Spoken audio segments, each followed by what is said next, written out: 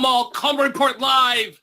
We're now in the second quarter of calendar year 2019, third quarter of fiscal year. I don't know, this Lance is just flying by. Hey, I want to thank you all for joining us. We have a lot of stuff to go, but I want to start with a story from yesterday. I was in Miami. We had the Coleman SBA BDO event. We named 8 winners. Joseph and I got into an Uber, and these people are small business owners. And and Lance and I purposely do not talk politics. We'll talk we're going to talk about the budget. It's up on the screen. But I'm going to talk politics for a little bit. He gets in and he brings up, it's a Mercedes SUV. And Lance, he gets to there. First thing he says, I speak Uber English. I had no idea what Uber English is. But he was from Cuba. He's been here for 2 years. His wife and his son. He said, I drove a bicycle in Havana. Because I said, I always want to go to Havana. He basically said, why would you want to do that? He said, I rode a bicycle. Here I drive a Mercedes. And I said, I'm talking to him. I said, you making money? He goes, yeah. I said, I love America. I work 7 days a week, 12 hours a day. And I said, now you own your own car? You know what he said, Lance? No, the bank owns it. So he understands financing. And I will tell you the one, I always talk politics when I talk this. And he said, he brought it up. Bernie Sanders, no gusto, no socialism. America, we love freedom.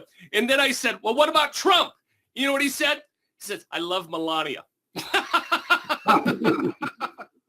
Anyway, it was, but the point of that story is, and we run this. A lot of SBA lending is for first generation immigrants who come to the country who want to raise their kids here. And I think it's over 30%. So just when you're out there, remember that you're making dreams come true. And this guy, it was just, he said it 8-10 times. Freedom. I love America. I love freedom. I get to work as much as I want to make money. Anyway, it was fun. So go ahead, Lance. Well, that's just an interesting perspective on the current political climate. And Bob, I'm sorry, your story was outstanding, but my heart pitter-pattered when I saw the slide that's up right now. All right, well, let's talk about the budget. Look, this is what the administration has proposed. Lance, you and I were talking before we went on. Tell your story about your borrower the other day. Well, I had a borrower that I was working with at a larger SBA loan. It was real estate, commercial real estate. There was a commercial real estate appraisal. It's above $500,000, but there was an environmental issue, so there had to be environmental phase 2. And then when we sat down and kind of went over the proposed approval, you looked at the environmental phase 2, you looked at the commercial real estate appraisal, and you looked at the guarantee fee, and it was going to be in excess of $50,000 in closing costs. And right now the borrower hadn't said no, but he's paused and he may walk away from it. Well, when I see this budget proposal, Bob, if you look at what the guarantee fee would be on a loan over 1.5, it's going to increase dramatically. The ongoing fee is going to increase dramatically. I don't think it'll ever go through this way, but Bob, that would essentially say do loans under 1.5. Look, here's my opinion. SBA is 0.02% of the $4 trillion budget. Yeah. I understand what the administration is doing. They're trying to cut costs. I don't see this being approved by the Senate or first of all, the House isn't going to go with this. I don't see this being approved. These fees are excessive. I understand Nagel's out there banging their drum, and rightly so. Yeah. But Lance, I'm not losing sleep over this. I think it's dead on arrival. What do you think? I'm also not losing sleep, Bob, because I don't think it'll ever pass. But I was just sitting there looking at the ongoing fee, and this is an important thing to talk about as an SBA participant lender, Bob, because when you set your interest rate, effectively right now you need to deduct 55 basis points to get the real interest rate. Well, they're saying loans over 1.5 would be 83 basis points for the ongoing fee. You'd see interest rates go up. Here's my pitch. Please promote when you have a business acquisition, you have a retail store opening, you have a new restaurant opening, whatever it is, call the local media. Local media has been decimated. They want content. Bring them out, but invite 3 other people. Invite your congressperson and your 2 senators. They may or may not show up, but at least you're getting on their radar that, hey, this is a small business in your district, in your state, and what are they doing? They're hiring people. It's employment. It's a no-brainer. And I got to tell you, a lot of these politicians will show up. Also. So be local. Let the people, let the politicians know this is what SBA lending does for your district, and this is our people that we're employing. Well, and certainly, Bob, when you have an opportunity to get in front of a House or Senate member, you want to let them know that this would have a negative impact on SBA lending in a significant way. It doesn't cost anything to send those letters. Do it. Lance and I have been doing this for years. Go to Capitol Hill, network with your people. Even just throwing a little fundraiser at $100 a pop for a little reception and bring over 20 of your friends, that means a lot. So do the groundwork and do that. And the reason why I'm saying this, it's one thing when you have to go to the Hill and start saying, oh, we can't spend this money. That's a disconnect. The other problem is you have young staff turnovers all the time, but what you want to do is say, don't give macro. Well, we can't spend all this. We have to have zero subsidy, whatever, and that just goes over their head. But hey, we opened up a little Subway sandwich shop. We've employed 15 people. Here's the grand opening. That I think that goes a lot further than going on the Hill and complaining about why we don't have money for the program.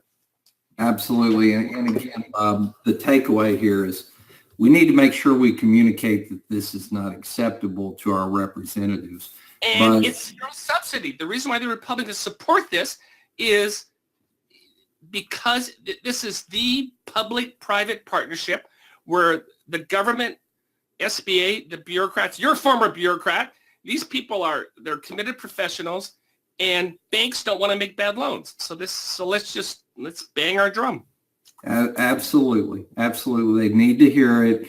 Again, I don't think this will ever happen, but when I look at it, Bob, it basically would shut down SBA lending above $1.5 million. Yeah, and that's my recommendation is just whenever start promoting every loan closing, get the ribbon out there, get the photographer.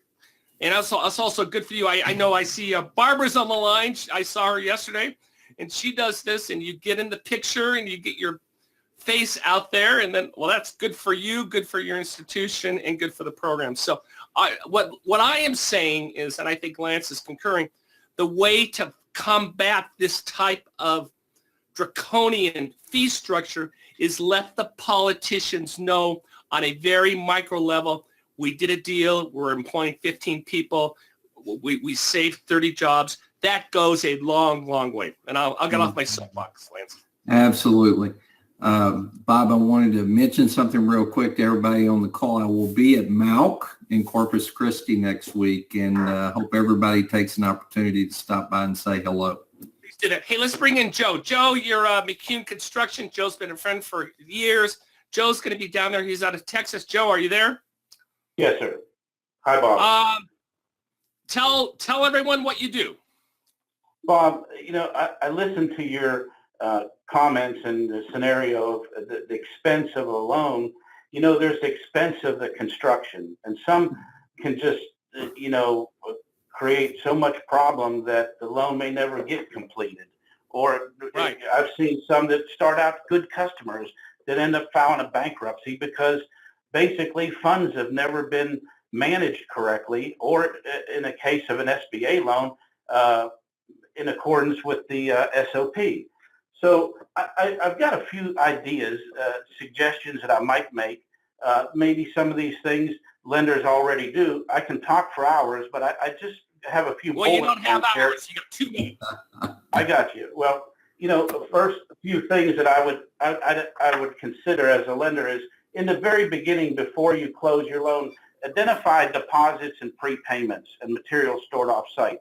Generally, your third-party inspector is not going to recommend these to be advanced, and you're going to end up going to committee and asking for money that you can't say is on the site. So a lot of prudent lenders will secure these costs and then release that money when those things are done.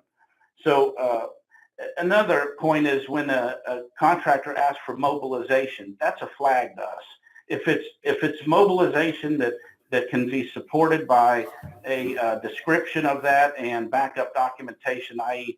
appropriate lien waivers and paid invoices and proof of payment, it makes sense. But a lot of times it's just for a contractor that says, I need this money to get started.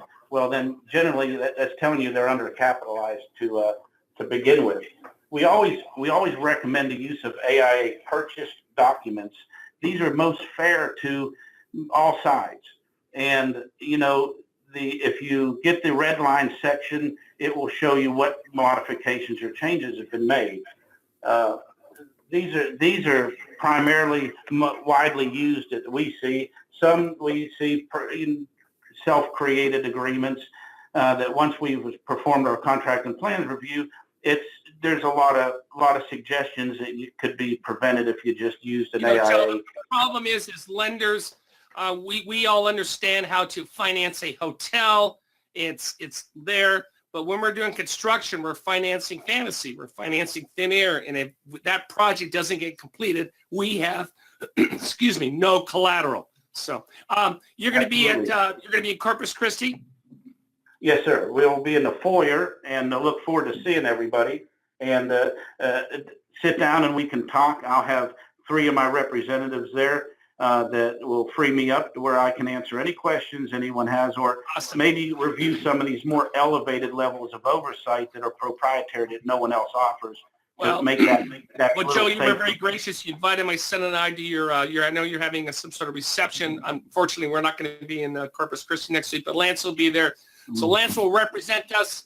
And Joe, thank you for coming on. Hey, I appreciate that. Lyndon McMahon is leaving as administrator. Thanks for having me, Bob. And I love doing this poll because I love seeing the numbers. What do you think? How do you think she did? Well, I'll be interested to see, Bob. I have a personal opinion that I'll disclose after we see the results. I agree. Yeah, I agree with everybody on the call. She's a politician, and for an 84% approval on a Washington, D.C. is amazing. And good for her. Joseph, go back. No one disapproved, did they? No one disapproved. And look at that. No one disapproved. And in our tribal problem in Washington, D.C., these are off the chart numbers. So good for her. Congratulations. And she's been a great ambassador for Main Street. Well, absolutely, Bob. And my concern is kind of like the Arkansas Razorbacks fired their basketball coach a couple of weeks, and we're all very nervous about who's next. Same thing with the SBA administrator spot. It's like we had a NBA level talent center as administrator of the SBA, somebody that President Trump listened to, and now who are we going to get to replace her? Yeah, but she, and I've said this before, what I appreciated most from her, whoever the administrator's been, and this is bipartisan criticism, whether it was Clinton, Bush, or whatever, all the administrator did is went out there and regurgitated administration talking points. She didn't do that. She talked a little bit about, hey, the tax reform's good, but she was focusing on, my goal is to build Main Street and build small business. So I mean, hats off to her, and she is going to be sorely missed.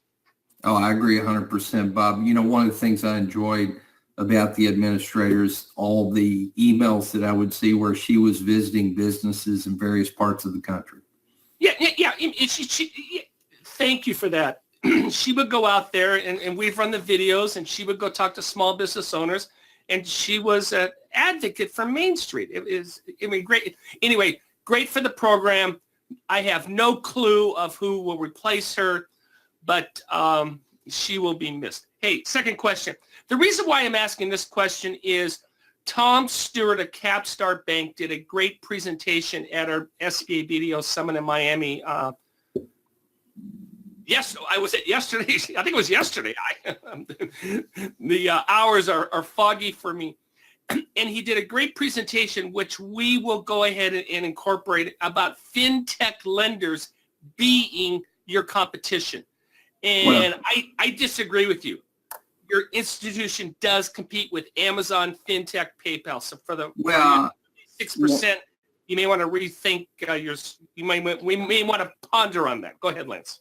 Bob, if you look at research, and Bob, in our industry series that we do, you brought out some of these points.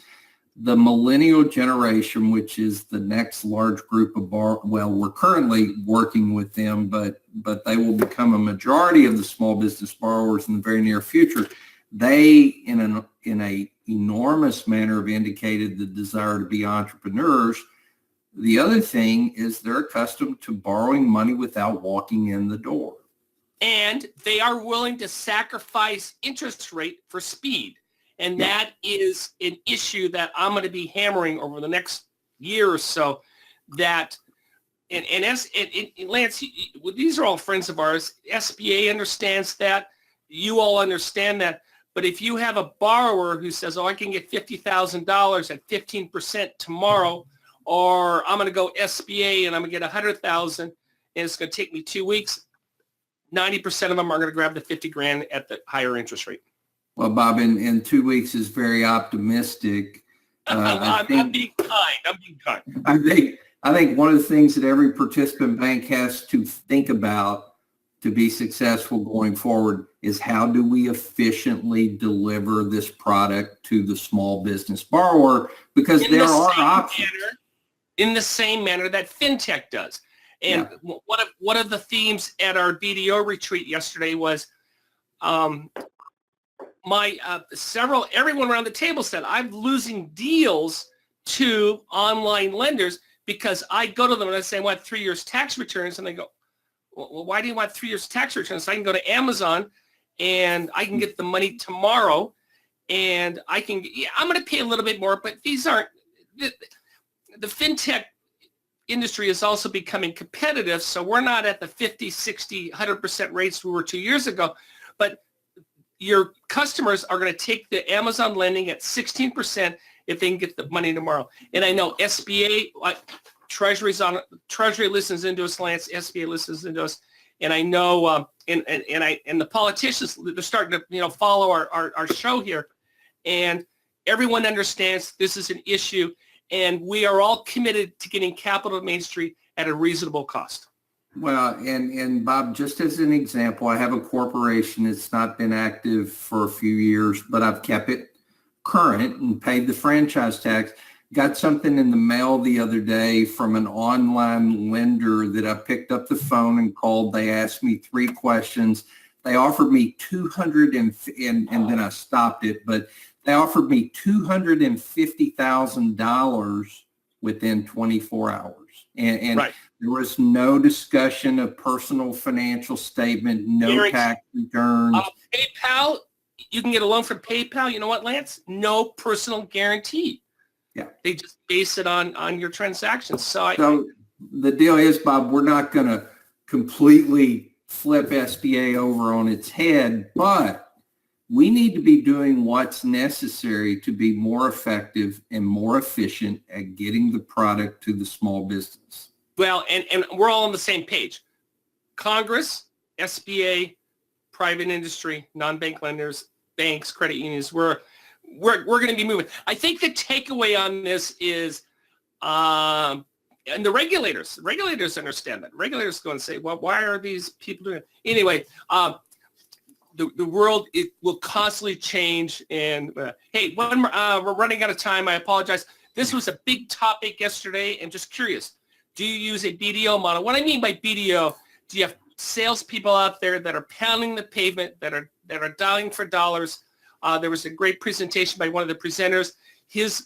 We asked for personal codes, and his personal code is 2 by 10. And, what's 2 by 10? He says, I make 2 calls before 10 a.m. every day.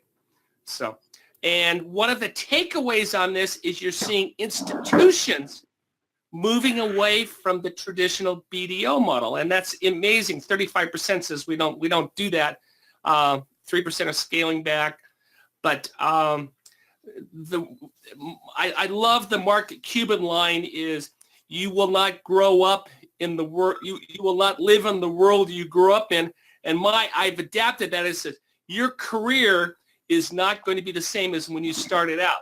And things are constantly evolving, and that's why I know a lot of you dial in and listen to us.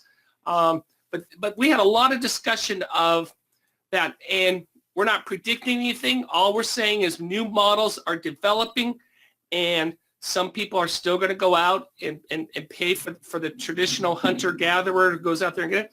But other people are going to dashboards, online portals, Google. We had a great presentation on Google, and I never heard of this. There's something called Google Bullion, and we're going to write about that. Anyway, all right, let's move on to the rest of this real quick.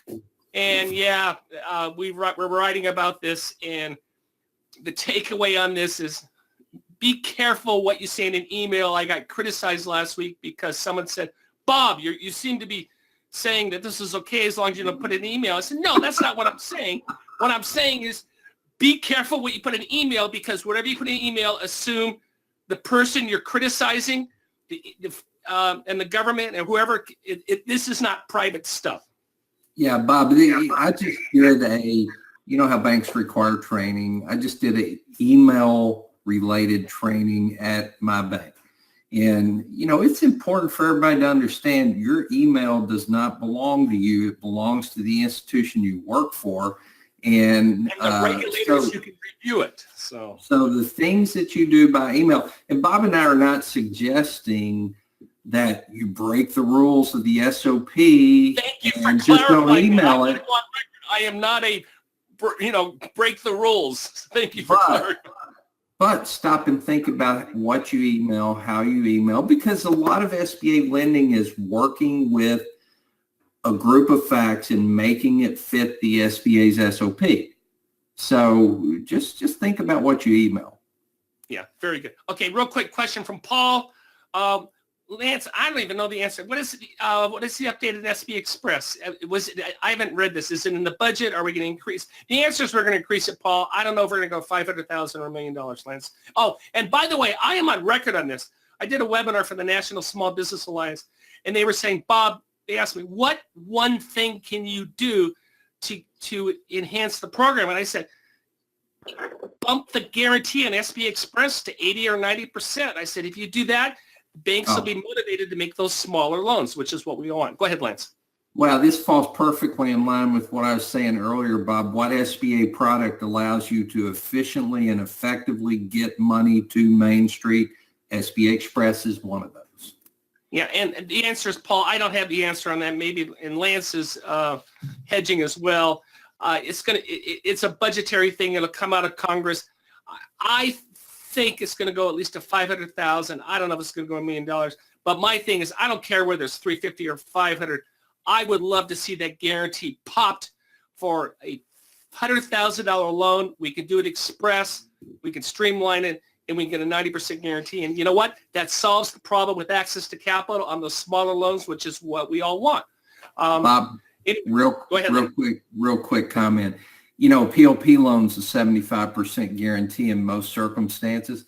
The underwriting between a POP and express loan, very minimal differences. You're exactly right. Yeah, and the regulators, even though it's an SBA loan, they still want you to approve. Hey, real quick, Joseph, go to the industry events. Compensation will be done this week. Our statistics will be done this week. We thank you for your orders and anything. Spring training is starting this week. And here we go. If you're anywhere near Corpus Christi, get down to Mid-America. What do they charge, Lance? $300? I think it's $300, Bob. Of course, that may be the early bird rate. But guys, Mid-America is one of the oldest and largest. You know what? Call Tim Kaler. Tell him Coleman said he wants to He wants, Coleman says that I can get the early bird rate. And Jim's now, rolling on the ground. But you know what? I bet if you call someone and said, Coleman, said, I want to come next week, and Coleman said I get an early bird rate, you know what? I bet that would happen. But anyway, go ahead. Hey, Bob, you said that, and Jim's on today.